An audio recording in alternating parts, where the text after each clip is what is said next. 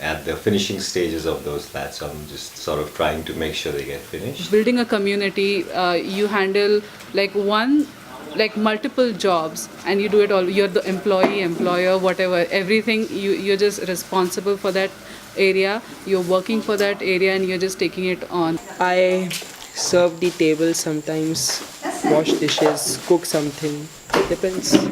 Right now, around people from 14 to 15 different villages, they have access to our clinic. To make sure everyone gets something on Christmas, and it makes sure everyone doesn't have to buy something for everyone on Christmas. Right now, as you can see behind you, we will be finishing the first 12 of those units.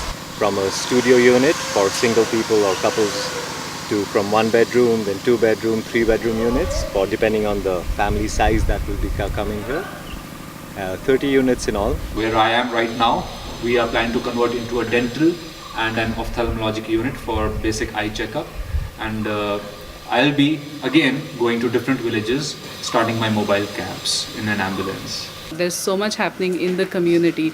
It's usually we would require an army of 100 people. The responsibilities encompass the entire property to some extent, and also trying to facilitate a community spirit that is both outward and inward. Food is really one of the best parts we all enjoy, and that's also the time when all of us get together as a community. Our lives are full of music here at Ananda, and that's a tremendous blessing. We get to have cuisines cooked in our own kitchen, from Italy, from America, from like Mexican cuisines, sometimes from Russia. Everyone here is somehow food savvy. Everyone loves to eat a lot. And the beautiful thing about being here, I know it is funny. I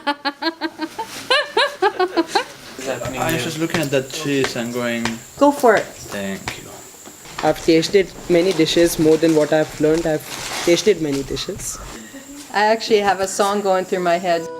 So do I. I wonder if it's the same one. Looking for a friend. Three Wise Men. Oh. Wonderful it was that Christmas day, out from far. When you sing that music, you can't help but feel like something is moving, something is happening, and there's a tremendous transformational power in this music, and it is just the greatest gift. It's inspiring, it's uplifting, it can change my mood in an instant. Which all music can, of course, but Swami's music changes it for the better. I can just tell the difference in my consciousness, and it's always elevated when I work with Swami's material. So it's transformative. I mean, I've grown so much with it. One of the things she's directing is the nativity scene when Jesus Christ was born, and how the whole the scene was, how there were 3 wise men, and there were shepherds, and there were angels. I mostly try to get them to stay focused and concentrated, which is very much a part of meditation, and to not allow restless energy to come in. Spiritual events like Christmas and Diwali and so on, they help to uplift the spirit. And Christmas, therefore, has always been a celebration we've looked forward to through the years. It helps to bring the spirits, if not inward, upward. It doesn't require great acting. It just mostly requires attunement with the whole process for people. The willingness to kind of sit there, be calm, centered, and allow that wonderful energy to just flow through them, and then they channel that energy out to the audience.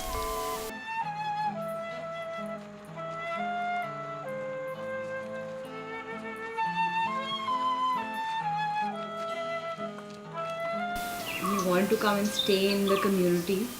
We wanted to experience how it is to live here, We've had people just for a week. We would prefer that they are here for at least 2 weeks, because our program is more than just service. That is, to us. We don't want them to just come and do work. We would like them to have an experience of the community and to learn something, to feel that their experience has broadened and deepened them. who knows ashram, who knows seva. I've been doing seva in all the ashram that I've been in India.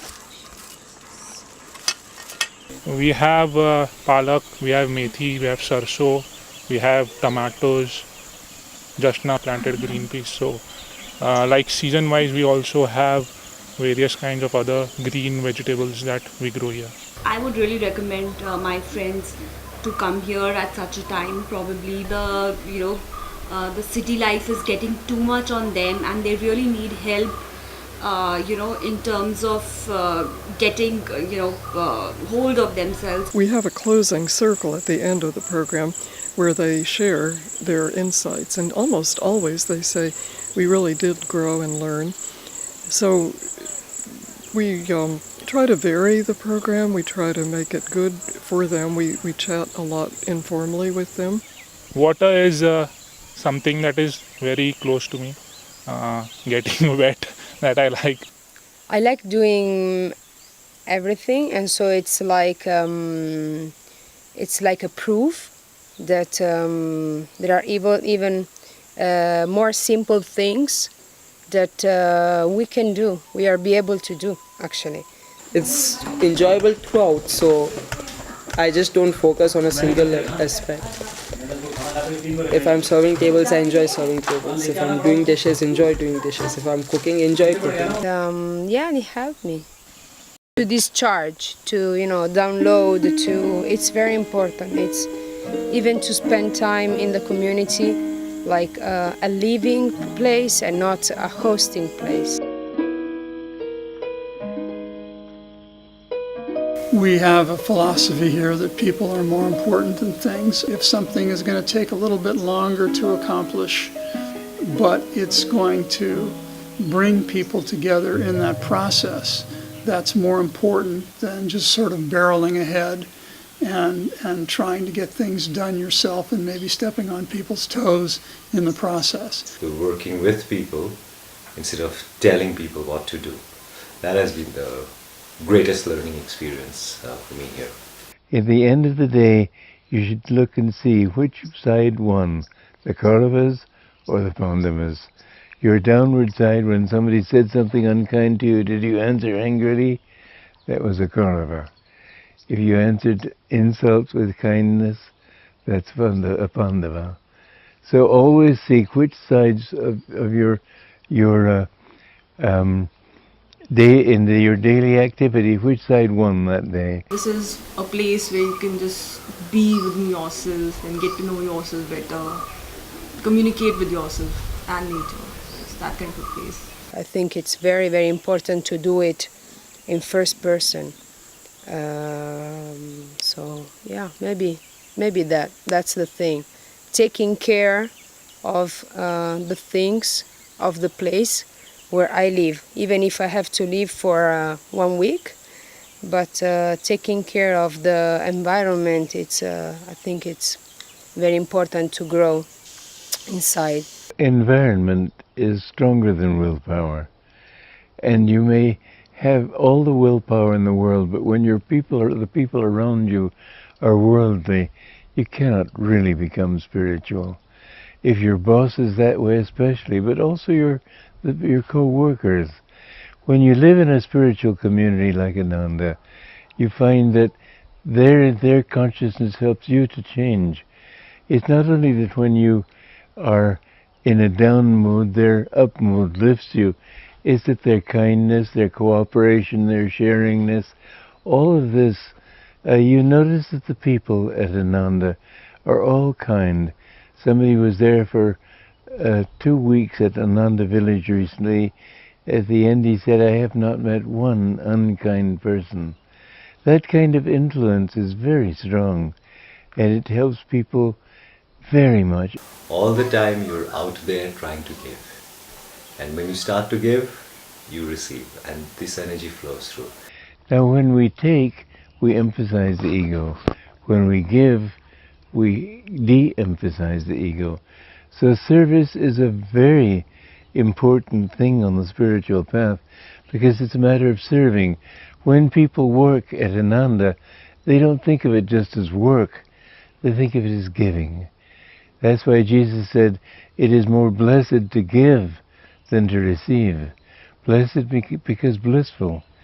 If it weren't for the work that we do, we would become not so spiritual. I'm learning to be more giving. On a deeper level, it reminds us that everything comes from above and everything goes to above, and that for everything that we give, we receive. And in some cases, we receive tenfold. And so it's a metaphor for giving love and receiving love and the divine principles at work below, and they become manifested in gifts. Ananda Yoga is unique in many ways. One of the things that makes it unique is the affirmations that Swami Kriyananda has set to different postures. Affirmations reflect certain mental states. It gives us an opportunity to face ourselves in challenges. If we're holding a pose and we're balanced on one leg and our arms are all twisted around for Garudasana, how do we respond to challenges? You know, when the world is just going awry around us, and the affirmation, of course, is what everyone loves. At the center of life's storms, I stand serene. We utilize and really focus on the movement of the breath, which is the energy force called prana, chi, many names. And for some students, it's actually the first time they've become aware of that movement of energy. And we focus on utilizing the breath throughout, allowing that energy to animate the form, allowing that energy to be drawn up to a higher level, a higher vibration, and people begin to experience their own inner self. So it's really a discovery, a process of discovery, as meditation is and other yoga practices. With Ananda Yoga, you begin to take that awareness of energy into your daily life. The kids love it here. Of course, 10,000 and 10 times. If ask them to go to the city, no, they don't want to go. The nature is really good over here. Yeah. No pollution also. We have one daughter, a 10-year-old. We just play, I guess. We just roam around and help others. Yeah, we help others. Talk to people. Do gardening. Not really. I do sometimes. Okay, you do. She's become much more independent, much more in tune with nature. I think she's learning, as we are trying to learn too, that you can be happy all the time. Not so much as a result of outer circumstances, but because you can bring that joy out from inside you. Mama go get It is a blessing to be here. The pulls and pressures of being in a city are not really here. You are able to be more, as you are more in tune with the surroundings and nature. You're more in tune with the family too. And we have animals. Yeah. Like a zoo. We started with one cow, which one of our devotees, Dhruv, gave to us. Now we have expanded to have 5 cows and 5 cows. So here's Bambi, the small bull. Yeah, the small bull. That's the Parvati, right? No, Saraswati. Oh yeah, sorry, Saraswati. The eldest female baby cow.